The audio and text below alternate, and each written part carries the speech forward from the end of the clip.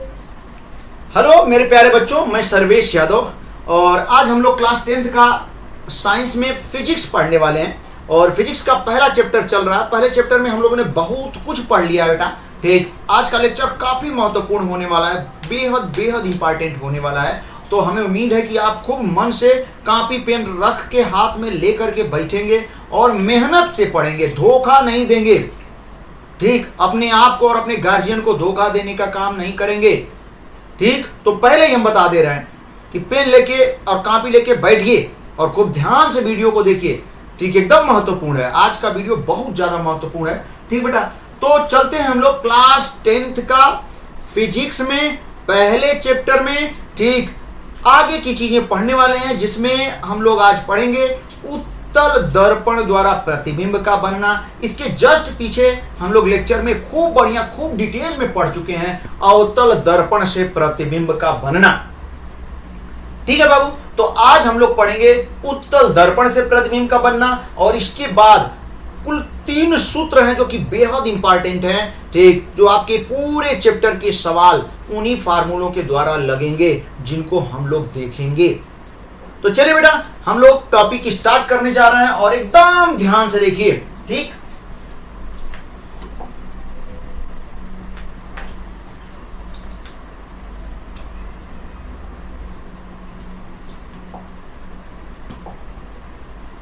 हाँ, तो टॉपिक अब हम लोग स्टार्ट करेंगे और टॉपिक का नाम है बेटा उत्तल दर्पण से प्रतिबिंब का बनना। अवतल दर्पण से प्रतिबिंब का बनना हम लोगों ने समाप्त कर लिया है फिजिक्स में, क्लास 10th के फिजिक्स में। आज हम लोग पढ़ेंगे उत्तल दर्पण से प्रतिबिंब का बनना। हाँ देखें आप लोग, उत्तल दर्पण से प्रतिबिंब का बनना। हाँ, उत्तल दर्पण से प्रतिबिंब का बनना। ठीक, फॉर्मेशन ऑफ इमेज थ्रू ठीक कॉन्वेक्स मिरर। ध्यान दीजिएगा, हम लोग यहां पे इंग्लिश में कह सकते हैं फॉर्मेशन ऑफ इमेज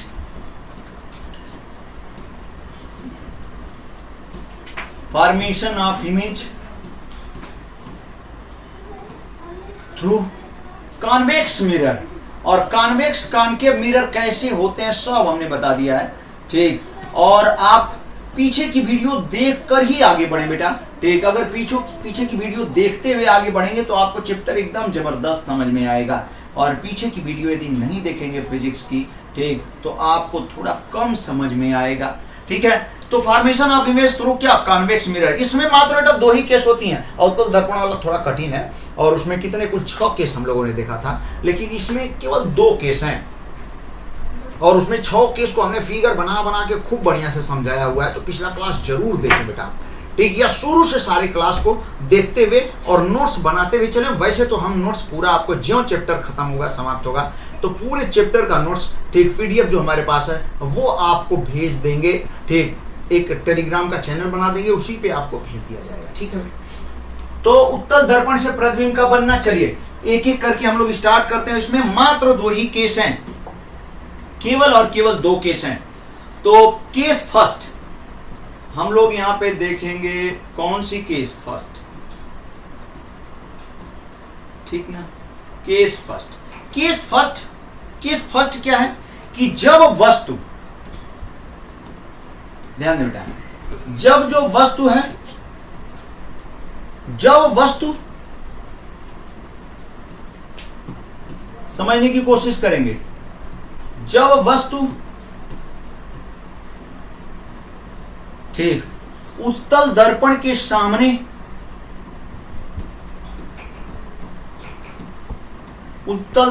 सामने कहां अनंत पर रखी हो, तो भैया ध्यान दीजिएगा, कहां पर रखी हो, अनंत पर रखी हो। तो जब वस्तु और उत्तल दर्पण के सामने अनंत पर रखी है तो फिगर कैसा बनेगा, एकदम ध्यान से देखें बेटा।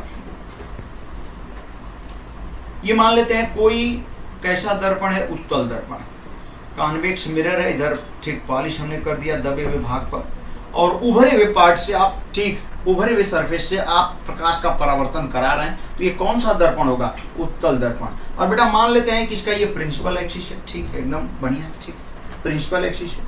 आप सोच सकते हैं, ठीक, अगर आपको नियम पता होगा प्रतिबिंब बनने का तो एकदम समझ में चीजें आएंगी। तो वस्तु कहाँ रखी है? अनंत पर।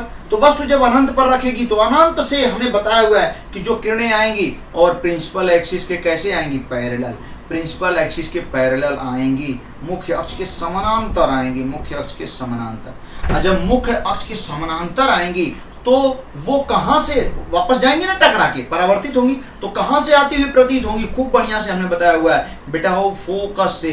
ठीक, ये किरणें जब परावर्तित होके जाएंगी तो ऐसा लगेगा कि कहां से आ रही हैं? फोकस से। ठीक, ऐसा लगेगा कि कहां से आ रही हैं? फोकस से। ठीक, ये प्रकाश की किरणें जब परावर्तित होके जाएंगी तो ऐसा लगेगा कि कहां से आ रही हैं? फोकस से।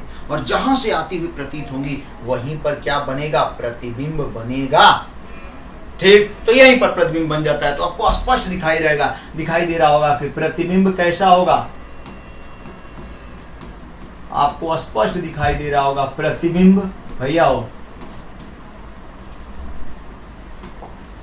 हाँ, प्रतिबिंब सबसे पहले तो दर्पण के पीछे बन गया, तो दर्पण के पीछे बनने वाला प्रतिबिंब एकदम याद रखेंगे कैसा होता है? आभासी होता है, वर्चुअल होता है। प्रतिबिंब आभासी भैया, आभासी। और जब आभासी प्रतिबिंब बनता है तो ये भी एकदम याद रखिएगा कि वो सीधा ही होगा, आभासी सीधा। ठीक, एवं बिंदुवत होता है, आभासी सीधा एवं बिंदुवत होता है। ठीक, एक पॉइंट कंप्लीट हुआ। दूसरा भी देख लें आप, एकदम आसान। दूसरा भैया हम लोग देखेंगे, हाँ, सेकंड। तो केस सेकंड भी देख लीजिए आप। केस सेकंड क्या कह रहा है, जरा ध्यान दीजिएगा। केस सेकंड कहता है कि जब वस्तु, ध्यान दें आप, दो ही केस होती ही हैं, या तो अनंत पर रखिए या अनंत और ध्रुव के बीच कहीं रख दीजिएगा भैया। ठीक, अनंत और ध्रुव के बीच कहीं रख दीजिए। ठीक, दो ही केस हैं। जब वस्तु अनंत एवं ध्रुव के बीच कहीं पर रखी हो तो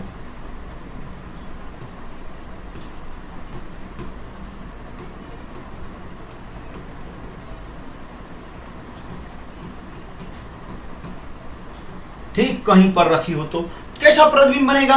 रखी हो तो प्रतिबिंब भैया ध्यान देगा, बाबू हो बेटा हो ध्यान दीजिए आप। रखी हो तो प्रतिबिंब ध्यान देंगे, आभासी बनेगा, आभासी। आभासी होगा तो कैसा होगा? सीधा। ठीक, एवं वस्तु से छोटा बनता है। अभी फिगर से क्लियर कर रहे हैं। आभासी सीधा एवं वस्तु से कैसा बनता है? वो छोटा बनता है। ठीक, आभासी सीधा एवं वस्तु से छोटा बनता है। ठीक है ना, एकदम मस्त, बढ़िया। जब वस्तु अनंत एवं ध्रुव के बीच कहीं पर रखी हो तो प्रतिबिंब आभासी सीधा एवं वस्तु से छोटा बनता है। एकदम बढ़िया, ठीक है। चलिए इसको हम लोग देखने की कोशिश कर रहे हैं बाबू। देखिए बेटा ध्यान दीजिएगा, जैसे मान लेते हैं आपको दिखाई देगा अभी, ये कोई कैसा दर्पण है?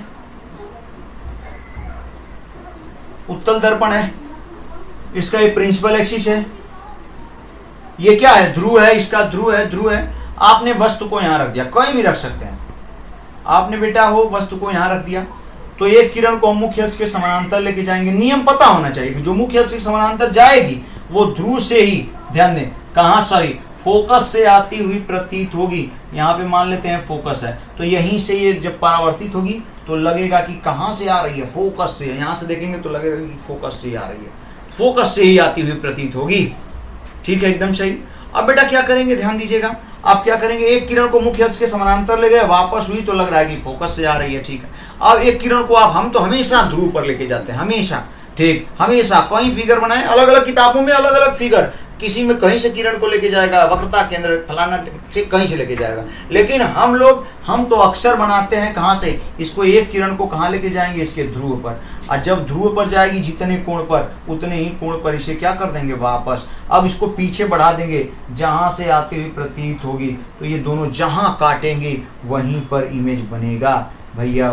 ये इमेज बन गया, ये प्रतिबिंब बना। ठीक, इसमें वस्तु क्या है, ए बी है, और प्रतिबिंब हम लोगों ने बना दिया क्या, ए डैश बी डैश। ठीक, और फोकस और ध्रुव के बीच। ठीक ठीक, देखें वस्तु कैसा है, आभास, प्रतिबिंब कैसा है, आभासी है, सीधा है और वस्तु से छोटा बनता है। ठीक, और कहाँ बनता है, दर्पण के पीछे। ध्यान देंगे, जैसा कि देख रहे हैं आप, कहाँ बनेगा, दर्पण के पीछे भैया, हो दर्पण के पीछे, दर्पण के पीछे।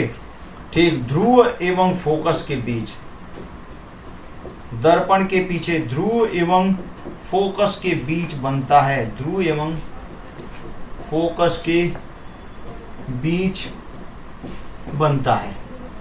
तो उम्मीद है ये समझ में आया होगा। ठीक ना, अब देखिए बेटा, ये हमने कंप्लीट किया उत्तल दर्पण से प्रतिबिंब का बनना, बेहद बेहद आसान। ठीक, एक दो बार फिगर बना के ठीक बना लेंगे तो एकदम पूरी चीजें याद हो जाएंगी। ठीक ना, अब चलिए जो सबसे इस चैप्टर का सबसे महत्वपूर्ण सवाल लगाने के लिए उस चीज को हम लोग पढ़ने चलते हैं। तो ये पूरा हटाते हैं और आगे देखते हैं हम लोग। तो हम लोग पढ़ने वाले हैं दर्पण से संबंधित महत्वपूर्ण सूत्र।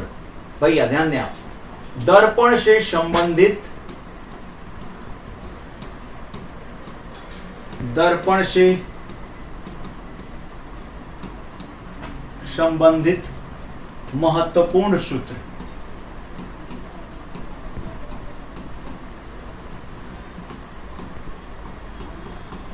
ठीक, दर्पण से संबंधित महत्वपूर्ण सूत्र। ठीक, इंपॉर्टेंट फार्मूला रिलेटेड टू क्या, मिरर। ठीक, important formula related to mirror, और वो कौन से, तीन फार्मूले हैं। ठीक, तीन फार्मूले हैं जो कि काफी महत्वपूर्ण है, जिसमें से पहला पॉइंट हम लोग देखने जा रहे हैं। ठीक, पहला, सबसे पहले, ठीक, पहला ये है,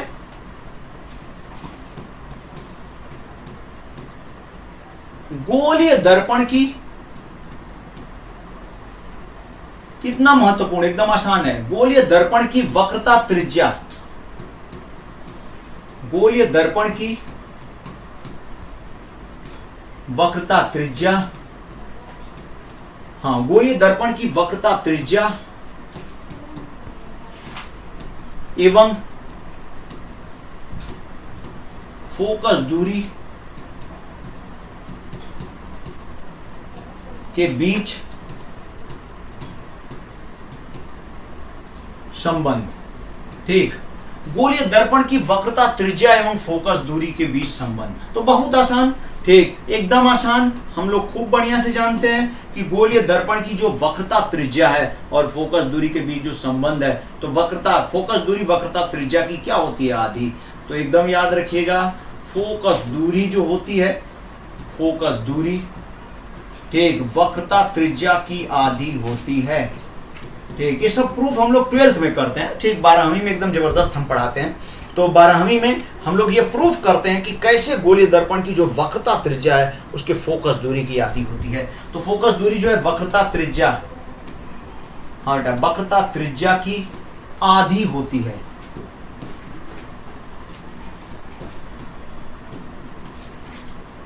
हाँ ठीक, आधी होती है, यानी फोकस दूरी जो है वक्रता त्रिज्या की आधी होती है।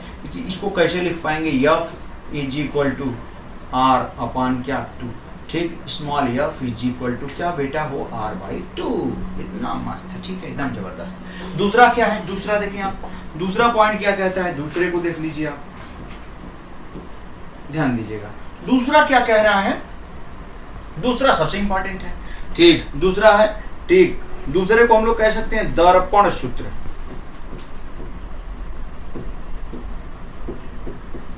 दूसरा हम लोग क्या देखने वाले हैं, दर्पण सूत्र। ठीक ना बेटा, दर्पण सूत्र। अब दर्पण सूत्र क्या है, एकदम सब लोगों को पता है, 1/v। भैया ध्यान दें, 1/v प्लस क्या 1/u, और ये इज इक्वल टू क्या 1/f। ये दर्पण सूत्र है। ठीक, पहले हाई स्कूल में इसको प्रूफ करना होता था, लेकिन अब हाई स्कूल में प्रूफ करना नहीं, सीधे 12th में इसको हम लोग प्रूफ करते हैं। ठीक ना, 12वीं में ये भी प्रूफ किया जाता है और ये भी, यहाँ तो बस याद रखना है सवाल लगाने के लिए। ठीक, न्यूमेरिकल इस पे खूब बढ़िया पूछे जाते हैं हाई स्कूल में। ठीक, तो देखिए यहाँ पे ध्यान दीजिएगा, ये है इसमें देखिए बेटा, आप सब जानते होंगे कि ये जो v है, v किसकी दूरी है? सब लोग जानते होंगे, दर्पण से किसकी दूरी? प्रतिबिंब की दूरी। v जो है बेटा दर्पण से प्रतिबिंब की दूरी है, दर्पण से प्रतिबिंब की दूरी। और जैसा कि u जानते हैं आप, ठीक, दर्पण से वस्तु की दूरी। अगले लेक्चर में हम आपको बताएंगे इसमें जो जो मेन पॉइंट है। फार्मूला तो सबको एक एक बच्चे को याद होता है, लेकिन सब लोगों को नहीं आता है इस पे बच्चे को। लेकिन अगर आप अगला लेक्चर हमारा देख लेंगे तो एक सवाल नहीं गड़बड़ होगा, इतना जबरदस्त। इनका चिन्ह, इनका साइन सबसे महत्वपूर्ण होता है। कब ये प्लस, कब ये माइनस होंगे, ये आना चाहिए। किस दर्पण में कब प्रतिबिंब इमेज कैसा बनेगा, वस्तु कहाँ रखी जाए, तो कब ये प्लस, कब ये माइनस, इनका मान होगा, यही सबसे महत्वपूर्ण है। और उसके लिए हमने अपनी से ठीक कुछ नोट के पॉइंट बनाए हुए हैं, जो कि अगले लेक्चर में बताएंगे। अगर उसको आपने पढ़ लिया खूब ध्यान से, तो एकदम से एक भी सवाल, गारंटी है कि एक भी सवाल आपका गलत नहीं होगा। ठीक बेटा, तो देखिए आप कह रहे हैं दर्पण से प्रतिबिंब की दूरी v हो गई। u क्या है? दर्पण से किसकी दूरी? वस्तु की दूरी।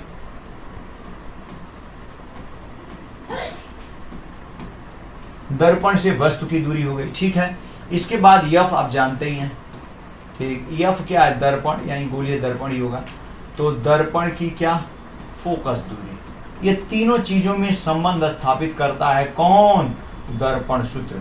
वस्तु की दूरी, प्रतिबिंब की दूरी, और प्रतिबिंब की दूरी, वस्तु की दूरी और फोकस दूरी, इनमें संबंध ये स्थापित करता है।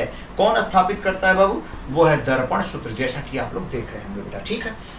तीसरा तीसरा तीसरा तीसरा बहुत ज्यादा महत्वपूर्ण है, और तीसरे को हम लोग देखने जा रहे हैं, जरा ध्यान दीजिएगा। तीसरा, हाँ देखिए, हाँ देखिए बाबू, हाँ तीसरा क्या कहता है? तीसरा है रेखीय आवर्धन, ठीक। गोलीय दर्पण का रेखीय आवर्धन, ठीक। तो हम लोग तीसरे में गोलीय दर्पण के रेखीय आवर्धन का फार्मूला देखेंगे। गोलीय दर्पण का कौन सा आवर्धन हो भैया? रेखीय। गोलीय दर्पण का रेखीय आवर्धन। ये रेखीय आवर्धन पहले कहते किसे हैं, तो इसकी परिभाषा आप जानिए, ठीक। गोलीय दर्पण का रेखीय आवर्धन किसे कहते हैं? तो ध्यान नहीं बेटा, एकदम ध्यान से परिभाषा सुने, पूछा जाता है, ये इंपॉर्टेंट है। तो यहां पे परिभाषा यही होती है, ध्यान दीजिएगा।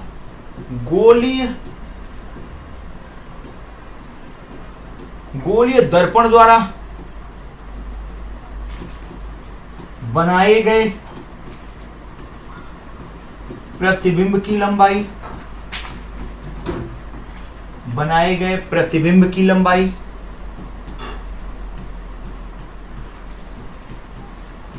प्रतिबिंब की लंबाई, ठीक। ध्यान दे बेटा, ठीक। गोलीय दर्पण द्वारा बनाए गए प्रतिबिंब की लंबाई हम लोग देखेंगे यहाँ पे। गोलीय दर्पण का रेखीय आवर्धन, गोलीय दर्पण द्वारा बनाए गए प्रतिबिंब की लंबाई तथा वस्तु की लंबाई, हाँ वस्तु की लंबाई के अनुपात को, इन दोनों के अनुपात को, ठीक, के अनुपात को, हाँ के अनुपात को रेखीय आवर्धन कहते हैं। रेखीय आवर्धन कहते हैं। और जानते हैं बाबू, इसे स्मॉल यम से, ठीक, प्रदर्शित करते हैं। इसे किससे प्रदर्शित करेंगे? स्मॉल यम से। इसे स्मॉल यम से प्रदर्शित करते हैं, एकदम से, ठीक। यानी हम लोग क्या लिख सकते हैं, जरा ध्यान देंगे। यानी बेटा इसको हम लोग क्या लिख सकते हैं? इसका मतलब यम बराबर, यम बराबर जानते हैं क्या होता है? आई अपान क्या? O. M is equal to I by O होता है, यानी प्रतिबिंब की लंबाई अपान वस्तु की लंबाई, ये होता है, ठीक। प्रतिबिंब की लंबाई अपान वस्तु की लंबाई, ये होता है, ठीक। और इसी को और डिटेल में यदि लिखना चाहेंगे हम लोग, जो सवाल में पूछा जाता है, M is equal to I upon O, और यही is equal to minus V upon U होता है, ठीक। Minus V, I by O की value minus V upon U के बराबर होती है। तो यम की वैल्यू हम लोग क्या लिख सकते हैं, आई अपान ओ, ठीक, is equal to minus V upon U, ठीक, वी अपान यू, ये यू है, थोड़ा ध्यान दीजिएगा, ठीक, ये यू। तो बेटा इस तरीके से हम लोगों ने गोलीय दर्पण का ये तीनों फार्मूला आपको बताया। अब ठीक ना, अब 2-4-5 सवाल, 2-3 सवाल बता देंगे एकदम बढ़िया बढ़िया, तो आप एकदम मस्त हो जाएंगे। वैसे तो पूरे एनसीईआरटी के सवाल चैप्टर को ज्यों खत्म ही कर लेने दीजिए, फट से ज्यों चैप्टर खत्म होता है एक एक सवाल एनसीईआरटी का आपको खूब बढ़िया से बता देंगे एक तरफ से, ठीक है ना। हाँ, तो इस तरीके से हम लोगों ने ये देखा गोलीय दर्पण का रेखीय आवर्धन। ये गोलीय दर्पण के रेखीय आवर्धन का जो फार्मूला है बेहद इंपॉर्टेंट है, एकदम याद रखिएगा। अब इन फार्मूलों को ध्यान दें, तीनों फार्मूले से सवाल हम तभी लगा पाएंगे जब अगले वीडियो वाला मेरा नोट्स का पॉइंट आप देख लेंगे, यानी इनके साइन कन्वेंशन, चिन्ह परिपाटी, ठीक, चिन्ह परिपाटी का नियम क्या होता है, फिर इसके बाद तीन चार अपना नियम हम आपको बताएंगे जिनकी सहायता से आप क्लियर कर पाएंगे कि कब यू वी एफ कब प्लस और कब क्या होंगे, माइनस होंगे, ठीक है। तो हल्का सा इसको बेटा हम लोग पीडीएफ के द्वारा फट से देख लेते हैं और फिर आगे बढ़ जाते हैं, ठीक ना। फिर क्लास को समाप्त करेंगे, अगले दिन हम लोग पढ़ेंगे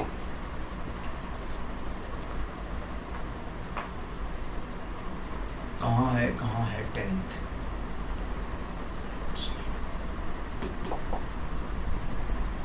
यही होना चाहिए, यही है, एकदम यही है। हाँ देखो बेटा, तो पिछले क्लास में हम लोगों ने अवतल दर्पण से प्रतिबिंब का बनना पढ़ लिया था, और अब हम लोगों को पढ़ना क्या था, सॉरी कहाँ जा रहे हो,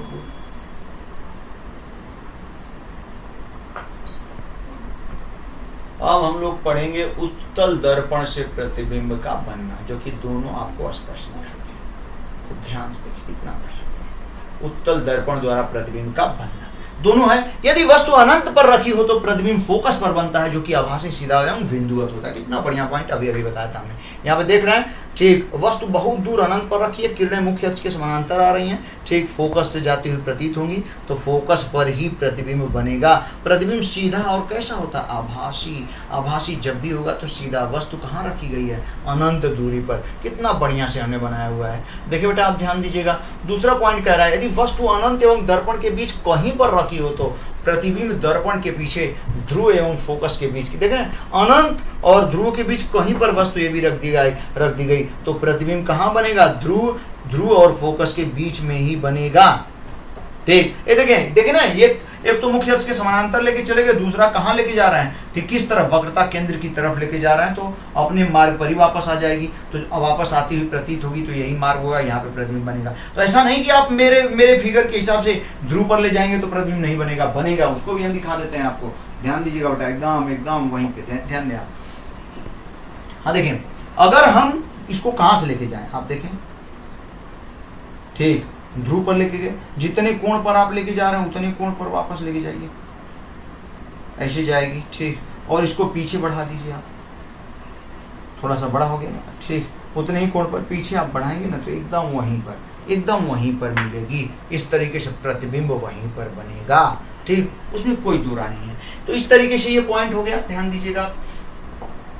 अब आगे देखते हैं हम लोग, देखें नोट का, यहाँ पे जैसे फोकस दूरी एवं वक्रता त्रिज्या के बीच संबंध, फोकस दूरी और वक्रता त्रिज्या के बीच संबंध, फोकस दूरी f is equal to r/2 या फोकस दूरी r वक्रता त्रिज्या, दर्पण सूत्र 1/v + 1/u is equal to 1/f। इसमें v क्या है, प्रतिबिंब की दूरी, u वस्तु की दूरी, f फोकस दूरी। रेखीय आवर्धन देखें, किसी दर्पण द्वारा बनाए गए प्रतिबिंब की लंबाई तथा वस्तु की लंबाई के अनुपात को उस दर्पण का रेखीय आवर्धन कहते हैं, इसे यम से, यानी यम इज इक्वल टू प्रतिबिंब की लंबाई अपान वस्तु की लंबाई बराबर I/O, और यही बराबर होता है -v/u, ठीक। यहाँ तक हम लोगों ने पढ़ा हुआ है। अब चिन्ह परिपाटी, फिर मेरे जो नियम है 4, ठीक, जो काफी महत्वपूर्ण है आपके एग्जाम की दृष्टि से, सवाल की दृष्टि से, तो ये अगले लेक्चर में हम लोग देखेंगे, ठीक बेटा। आज तक का यही लेक्चर, ठीक। अब वीडियो देखने के लिए बहुत बहुत धन्यवाद। आप लगातार लगातार मेहनत करते रहें और लगातार ऊंचाइयों को छूते रहें। यही मेरी मनोकामना है, यही मेरी भगवान से ठीक प्रार्थना है बेटा। ठीक, तो वीडियो देखने के लिए, पूरा वीडियो देखने के लिए बेटा बहुत बहुत धन्यवाद। और कोशिश थोड़ी सी मेरी अंदर की भावना को आप समझने की कोशिश करें। ठीक, अपने दोस्त मित्रों को जरूर ठीक इस चैनल के बारे में बताएं और पूरी साइंस किसी भी हालत में, पूरी फिजिक्स, केमिस्ट्री, बायो तीनों आपका एकदम ठीक मेहनत से और खूब बढ़िया तरीके से नोट्स के साथ फ्री में, वो भी बिना पैसे खर्च के पूरा कंप्लीट करेंगे। ठीक, बहुत बहुत धन्यवाद।